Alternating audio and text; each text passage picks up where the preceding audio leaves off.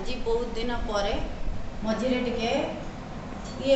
से बंद हो जाता। आज बहुत दिन पर आज मुझे गोटे ब्लॉग करुँची प्रथम घी पिठा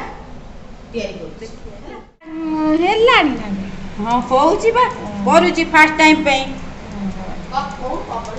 कदली पत्र रे घी पिठाटा तरा जाऊँची चून चाउलटा को आगे 4-5 घंटा भिजे देव तापरे ताकू चूना करिकी खली जंतीब खलीटा पागटा टाण हेले एई तो खलीटा एठी अछि होची खली जंतीकी तापर गोटे दिन आमे रखी देलु तापर आज घी पिठाटा करूचु आ कणे कणे